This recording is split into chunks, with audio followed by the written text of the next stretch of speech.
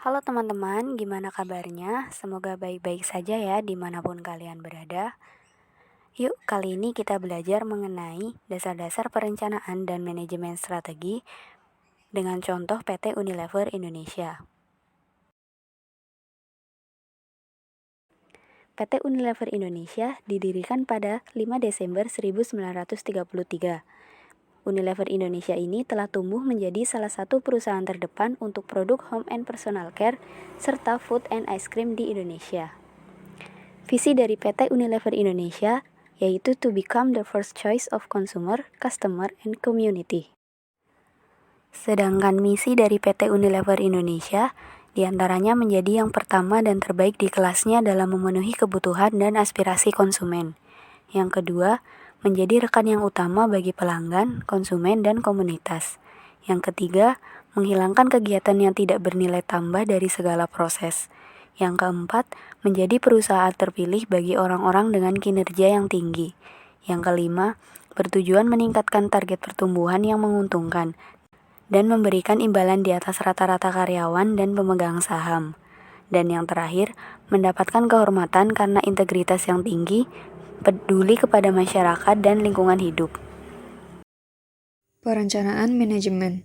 Perencanaan adalah aktivitas manajerial utama yang meliputi penentuan tujuan organisasi, penetapan strategi keseluruhan untuk mencapai tujuan tersebut. PT Unilever Indonesia yang berdiri pada 5 Desember 1933 telah tumbuh hingga menjadi salah satu perseroan terdepan untuk kategori fast-moving consumer goods di Indonesia. Sedangkan tujuan perencanaan adalah untuk memberikan arah, mengurangi ketidakpastian, mencegah pemborosan, dan menetapkan standar untuk pengendalian. Tujuan perencanaan terbagi menjadi 3. Yang pertama adalah tujuan finansial, yaitu tujuan yang terkait dengan kinerja keuangan internal yang diharapkan dari organisasi. Tujuan finansial terdiri dari integritas bisnis. Unilever tidak memberi atau menerima baik secara langsung atau tidak langsung suap atau keuntungan yang tidak layak lainnya demi keuntungan bisnis atau finansial. 2. Pemegang saham. Unilever akan menjalankan operasi perusahaan sesuai dengan prinsip-prinsip tata kelola perusahaan yang diterima secara internasional. 3. Mitra bisnis.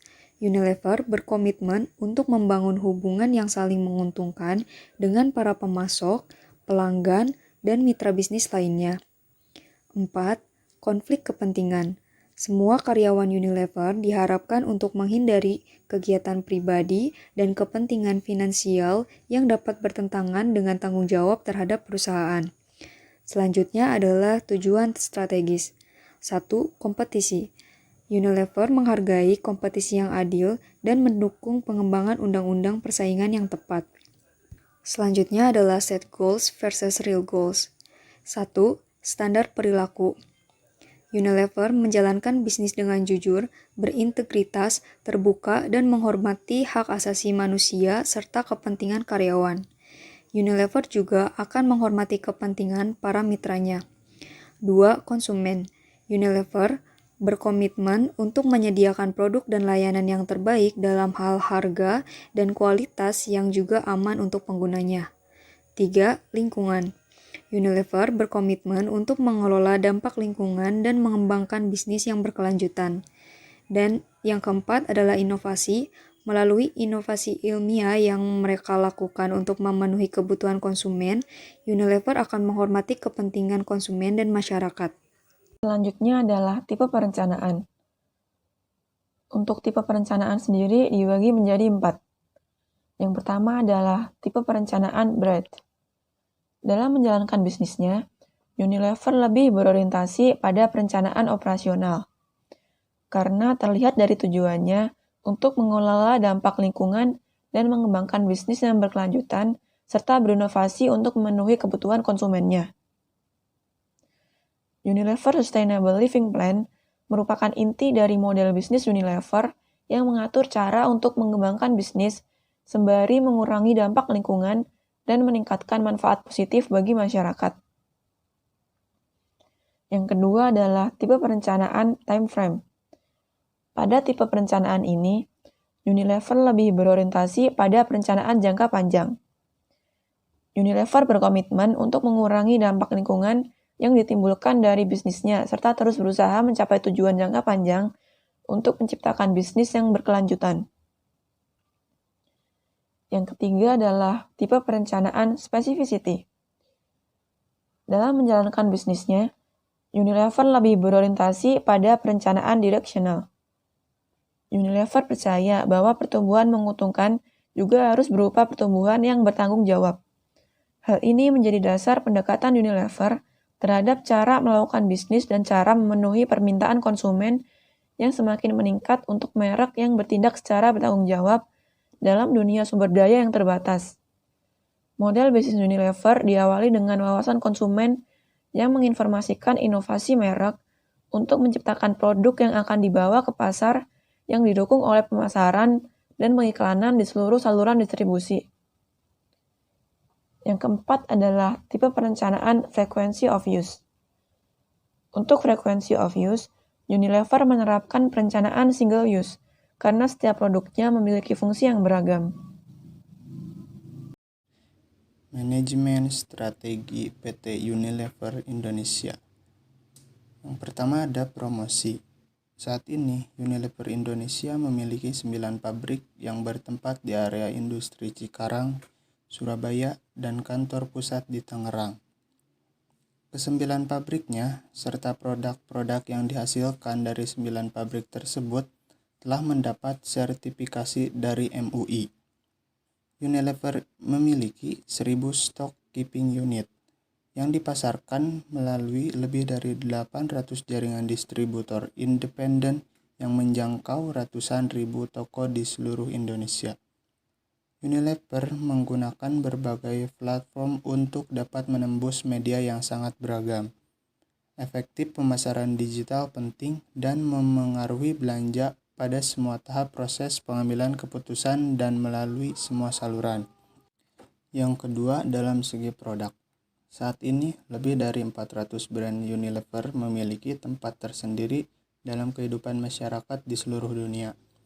Mulai dari rangkaian brand produk rumah tangga seperti Dove, Axe, Lipton, Knorr, Hellmann's, dan Omo, hingga brand yang dirancang untuk memenuhi kebutuhan khusus konsumen lokal seperti Pure Eat dan Swerve.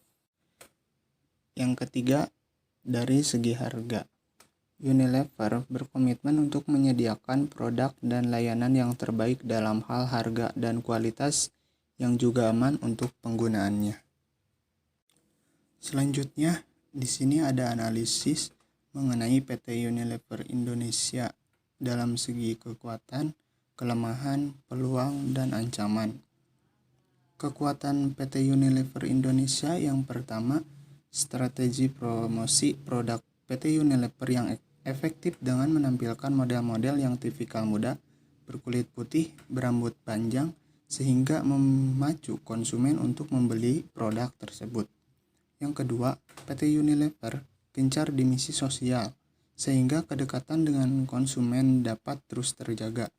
Yang ketiga, membentuk tim yang terdiri dari orang-orang mendedikasi, terampil, dan termotivasi di segenap jajaran.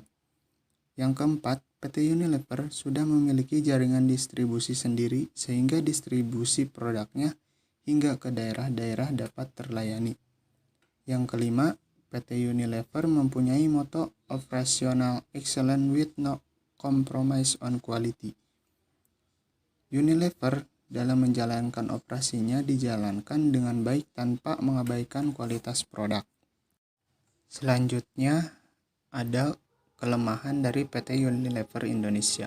Yang pertama, PT Unilever memiliki struktur matriks yang terdapat beberapa tantangan yang mesti dihadapi perusahaan, yaitu sulitnya koordinasi kegiatan antar departemen yang mempunyai agenda dan jadwal sendiri-sendiri. Yang kedua, rendahnya respon pasar terhadap produk-produk tertentu. Yang ketiga, jumlah karyawan yang tambun.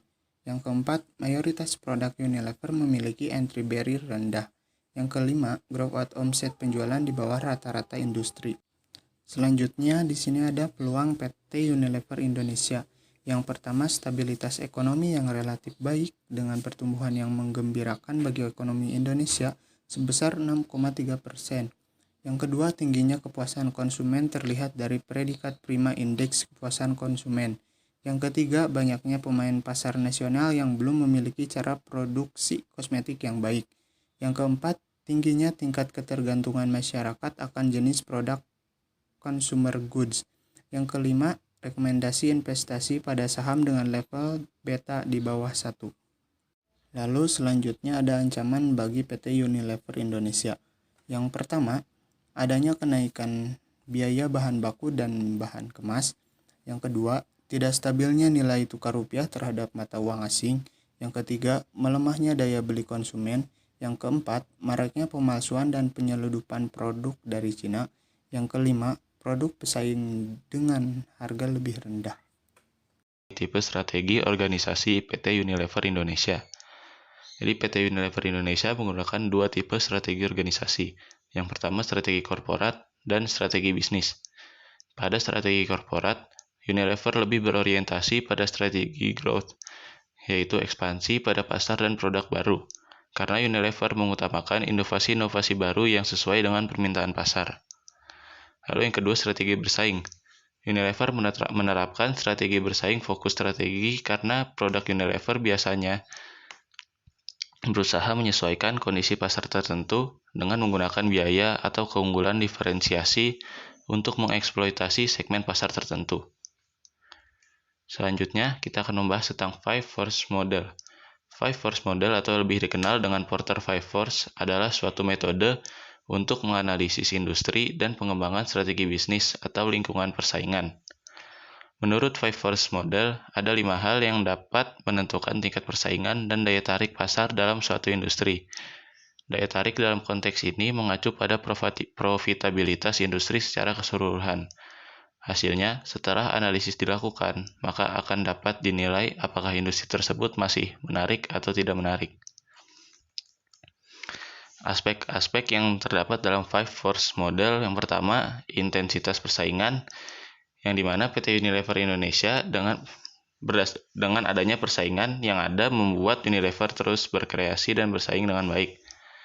Lalu aspek kedua ada new entrants, yang dimana PT Unilever Indonesia terus berinovasi dan berusaha meningkatkan kualitas dan dapat bersaing dengan baik. Lalu aspek supplier, dengan supplier yang banyak membuat Unilever terus berusaha menjaga kualitas produk.